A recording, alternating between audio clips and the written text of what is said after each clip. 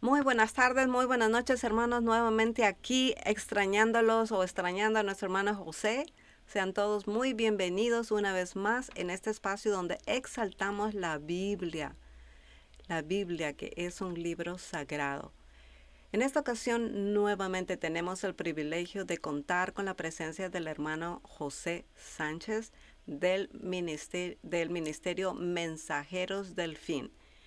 Yo les aconsejo que busquen su canal, tiene temas está concentrado en la verdad presente y en la sana doctrina. Um, Hoy estaremos tocando un tema, un pueblo entre dos bestias. Ese es el tema, ¿verdad? Bueno, Sí, ese no. apreciada hermana Brenda, muy buenas tardes, muy buenas noches, muy buenos días, dependiendo el momento en que estén escuchando este video.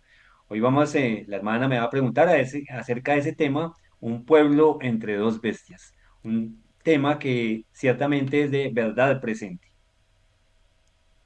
Amén. Así es. Hermanos, ¿saben que el hermano José tiene que escuchar el, el audio de lo que vamos a presentar hoy y vamos a activarlo en este momento? Y le damos la bienvenida como siempre porque está siempre dispuesto a estar con nosotros en todo, incluso hasta en el mensaje de, bueno, a veces de las presentaciones de los conversatorios que tenemos. Le agradecemos a Dios por eso porque también es una forma de estudiar antes de la venida de nuestro Señor. Vamos a empezar con una oración. Si nuestro hermano José puede acompañarnos entonces con la oración. Claro que sí, apreciada hermana, vamos a inclinar el rostro y vamos a orar.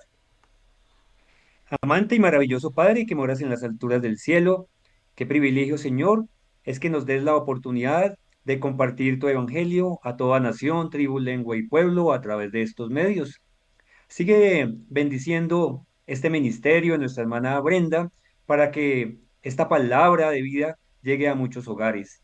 Permite, Señor, que haya un tizón encendido en cada mensaje que proclamemos con nuestra boca. Te lo pedimos en el nombre de Jesús. Amén y amén. Amén, Señor. Amén. Nuevamente vamos a tocar vamos a la primera pregunta, un pueblo entre dos bestias. Hermano José, al inicio usted explicó la diferencia entre el miedo y el temor. Aparentemente es lo mismo. ¿Por qué es vital que el pueblo de Dios entienda esta diferencia en este tiempo final? Vamos a escuchar el audio entonces. Dos cuernos.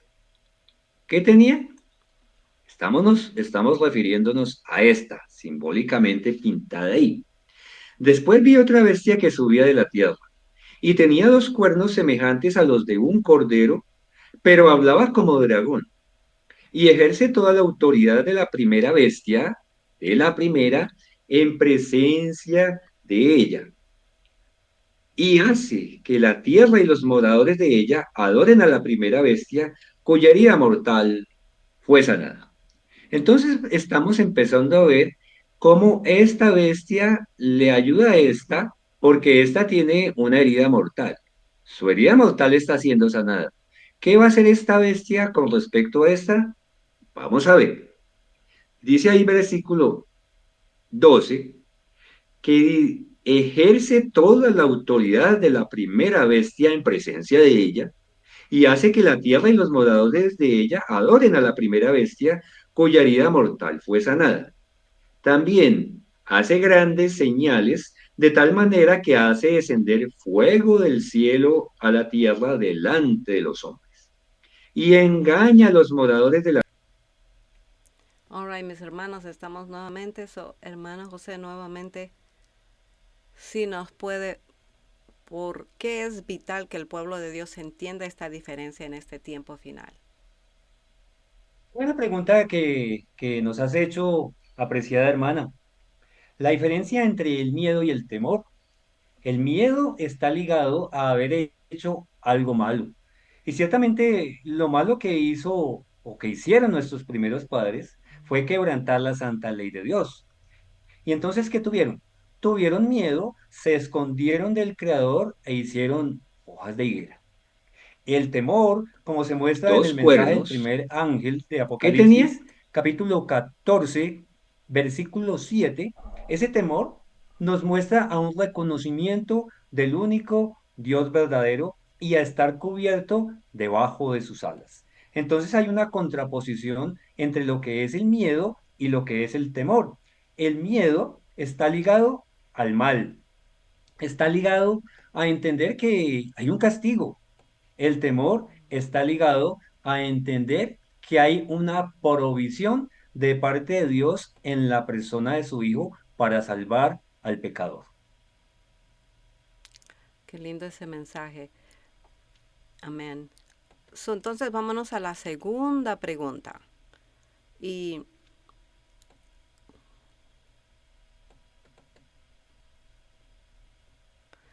usted mostró que la segunda bestia ejerce la autoridad de la primera bestia. ¿Cómo ayuda exactamente la segunda bestia a la primera bestia según Apocalipsis 13? Y lo vamos a escuchar aquí. Dos cuernos. ¿Qué tenía? Estamos refiriéndonos a esta, simbólicamente pintada ahí. Después vi otra bestia que subía de la Ok, tierra, ok. y tenía dos cuernos semejantes a los de un cordero, pero hablaba como dragón, y ejerce toda la autoridad de la primera bestia, de la primera, en presencia de ella, y hace que la tierra y los moradores de ella adoren a la primera bestia, cuya herida mortal fue sanada. Entonces estamos empezando a ver cómo esta bestia le ayuda a esta, porque esta tiene una herida mortal. Su herida mortal está siendo sanada. ¿Qué va a hacer esta bestia con respecto a esta? Vamos a ver. Dice ahí versículo 12 que ejerce toda la autoridad de la primera bestia en presencia de ella y hace que la tierra y los moradores de ella adoren a la primera bestia cuya herida mortal fue sanada. También hace grandes señales de tal manera que hace descender fuego del cielo a la tierra delante de los hombres. Y engaña a los moradores de la... Ok. Y muy bien, mi hermana. Esto es interesante porque Apocalipsis capítulo 13 nos muestra dos bestias. Una que fue, no era, pero volverá a ser. Y otra que, como era la pregunta, ¿cuál es la actuación de la segunda bestia en referencia a la primera? Porque es que le hace imagen a la primera, ciertamente porque la primera ya no tiene el poder que tuvo en la Edad Media, de cierto, en esa profecía de los 1260 años, que se cumplieron desde el año 538 hasta el año 1798. Estamos hablando de la primera bestia, el papado, que ejerció durante esa edad oscura, esa edad media, un poder hegemónico que incluso estaba por encima de los reyes de la tierra. Esa bestia tuvo una herida mortal, eso lo podemos evidenciar allá cuando en 1798 el general Berthier, por orden de Napoleón Bonaparte, apresa al Papa. Y vemos cómo se cumple esa primera parte de Apocalipsis 13, donde dice que sufrió una herida mortal, pero él mismo nos dice que esa herida mortal sería sanada. Y esa herida mortal ha sido sanada eh, poco a poco. De hecho, comenzó, si vemos la historia, cuando Italia, a través de Benito Mussolini, le devuelve 44 hectáreas al papado y luego ese poder vuelve a empezar a tener influencia, ya no hegemonía, pero sí influencia en diferentes lugares del mundo. Tanto que tiene embajadas en todos los países del mundo. Esas embajadas se llaman nunciaturas y es la presencia del Papa en su representante, el nuncio apostólico que se encuentra en cada país. Sin embargo, hoy vemos que hay una segunda bestia, como lo muestra Apocalipsis 13, versículo 11 en adelante, y esa segunda bestia profetizada son los Estados Unidos de Norteamérica, una nación que fue constituida en un principio para que la iglesia fuese por un lado y el Estado fuese por otro lado y nunca se tocasen. Pero de acuerdo a la profecía vemos que eso ya ha cambiado y se ha unido la iglesia y al Estado. Un país que en sus orígenes era protestante, hoy, siglo XXI, ya es en su mayoría católico. Y vemos cómo esa segunda bestia está empezando a ser una imagen de la primera. ¿En qué consiste esa imagen que la segunda hace de la primera y cómo es que puede hacerla? Ciertamente porque tiene un poder mucho más grande que tiene la primera. ¿Cuál poder? El poder político, el poder económico, el poder tecnológico y también el poder militar. Y es por eso que tiene capacidad para hacerle esa imagen a la primera bestia. Consiste esa imagen? Ciertamente consiste en un falso día de adoración, el mismo que empezó a imponer la primera bestia a partir del concilio de Nicea y los que siguieron al concilio de Nicea. ¿Y cuándo tú crees que bueno, ¿cómo, qué dice la Biblia cuando esta imagen ya será totalmente formada? ¿Más o menos podría dar la secuencia de los sucesos? Bueno, por allá por los años de nuestros pioneros de nuestra iglesia, de A.T. Jones, ya habían aquellas leyes denominadas leyes azules. Sin embargo, vemos un Ate Jones con un Alonso Trevor Jones con valentía, colocándose en los estamentos políticos para defender la libertad de conciencia. Y vemos que desde ese tiempo esas leyes están ahí, pero han estado como en estado, valga la redundancia, como quietas ahí. Las leyes dominicales hace mucho tiempo están. Sin embargo, no se han ejecutado. ¿Cuándo se ejecutarán?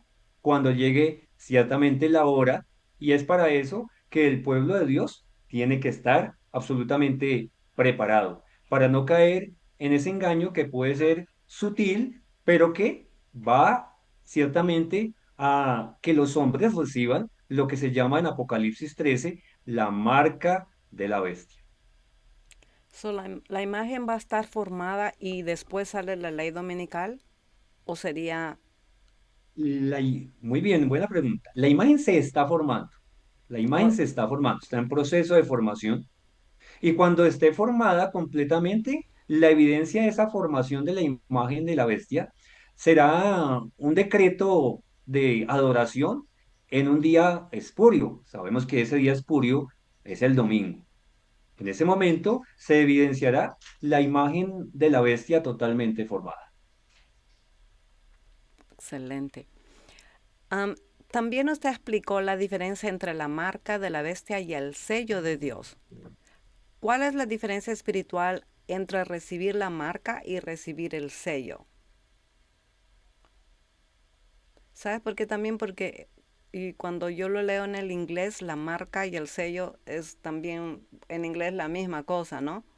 Am, Sí, pero, pero bueno, nosotros lo conocemos en español, yo creo, diferente, sello y marca. sí. Ujú. Bueno, es una interesante pregunta también. El sello no duele. De hecho, es una Mm, manifestación del amor de Dios. El sello ah, no duele. La marca es dolorosísima. De hecho, en algunas regiones donde hay ganado, los propietarios del ganado utilizan como una especie no sé cómo llamarla, de sello, de marca, que lo colocan al calor muy fuerte con las iniciales de su nombre y con eso marcan su ganado, sus vaquitas, sus toros, para decir son de mi propiedad. Y al colocar esa marca caliente en el cuero del animalito, el animalito salta, porque es una marca que duele. ujú. El sello de Dios no duele para nada. De hecho, proporciona gozo en las mentes y en los corazones y la seguridad de que le pertenecemos al único Dios verdadero y que nos hemos apropiado en nuestro favor de la sangre misericordiosa de su Hijo amado. La marca, por el contrario, viola nuestra conciencia y nos hace tener miedo. De hecho, ahí podemos también entender la diferencia entre el temor y el miedo. El Mm, temor de Dios es buscar a Dios, reconocerlo como el único Dios verdadero y recibir el sello en nuestra mente y en nuestro corazón. De hecho, ese sello intrínseco es la presencia de Cristo en nosotros. La marca, por el contrario, es aceptar las insinuaciones del enemigo y permitir que un tercero, ¿cierto? Un tercer espíritu more en nosotros y ya sabemos que ese tercer espíritu nos va a llevar a la ruina y a la muerte. wow. Y en la última pregunta, ¿cuál es la misión del pueblo fiel que se encuentra entre estas dos bestias? ¿Y qué promesa tiene de parte de Dios?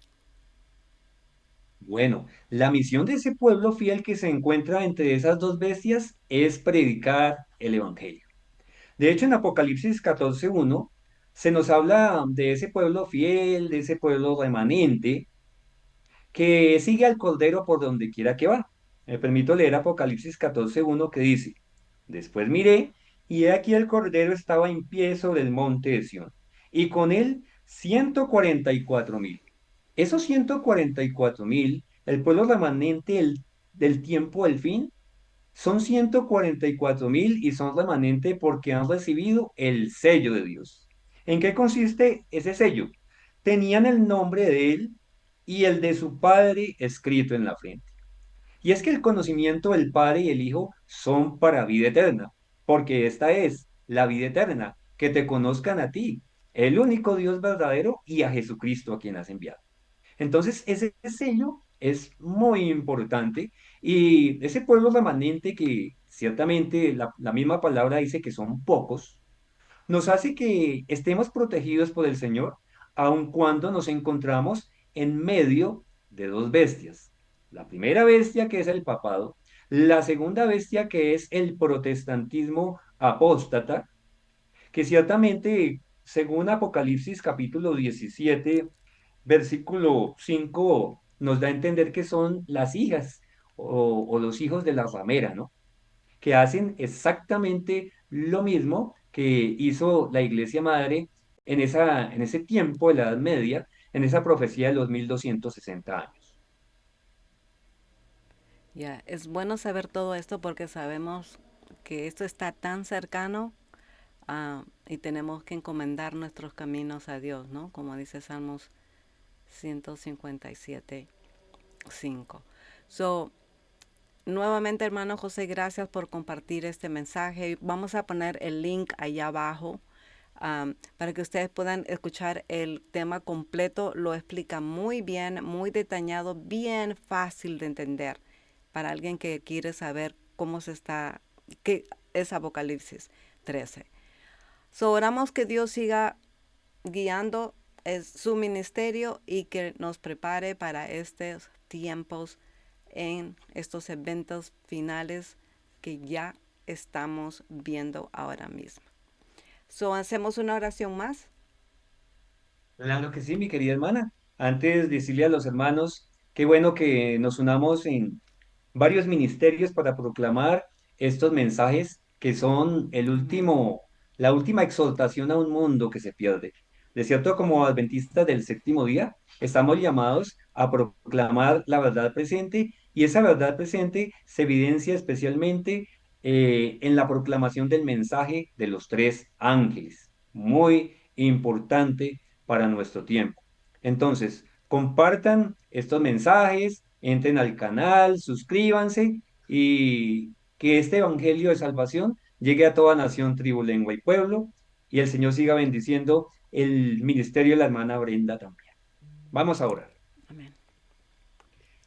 Amante misericordioso Padre, gracias te damos, Señor, por la oportunidad que nos das de compartir de tu palabra con diferentes ministerios. Sigue bendiciendo a mi hermana Brenda, a su ministerio y a todos los que participan en él. Y permite, Señor, que tu palabra, tu verdad, sea ese portaestandarte, esa luz que lleve al mundo al conocimiento del Padre y el Hijo para vida eterna. Amén. Señor, acompáñanos y permite, Señor, que seamos instrumentos útiles en tus manos, de acuerdo a tu divina voluntad. Te lo pedimos en el nombre de Cristo Jesús. Amén y amén. Amén.